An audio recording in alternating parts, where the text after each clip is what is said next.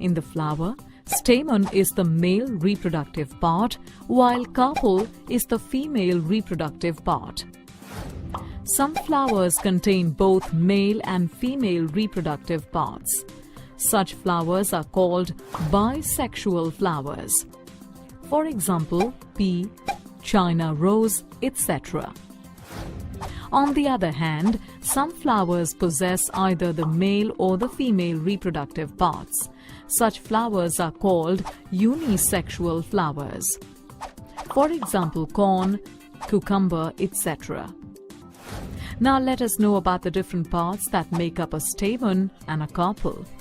A stamen is made of two main parts, anther and filament. The anther produces pollen grains. It is the pollen grain that contains the male gametes.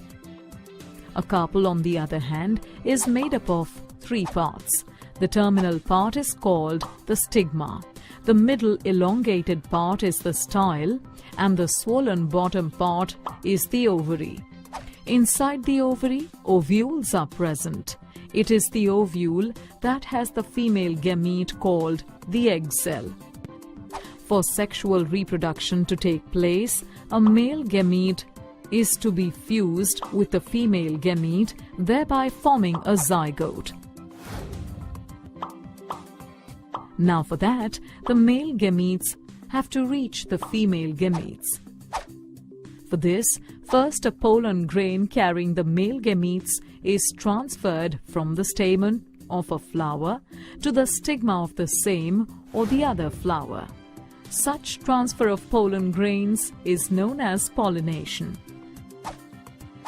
If the pollen grain of a flower lands on the stigma of the same flower, it is called self-pollination. But if the pollen grain of a flower lands on the stigma of another flower of the same or another plant of the same type, it is called cross-pollination. Pollination occurs with the help of different agents like wind, water, or animals. Once a pollen grain reaches the stigma of a suitable flower, a tube grows from the pollen grain. This tube travels through the style and reaches the ovary. The male gamete from the pollen travels in this tube and reaches to the female gamete present in the ovule of the ovary. After that, the male and the female gamete fuse together to form the zygote. This process of fusion of male and female gametes is called fertilization. The zygote formed after the fertilization then divides several times to form an embryo inside the ovule. The ovule develops a tough coat and changes to a seed. The ovary, on the other hand, ripens and forms a fruit around the seed. At this time, the other parts of the flower, like the sepals and petals, fall off. So, a seed present inside a fruit contains an embryo, which is actually a baby plant.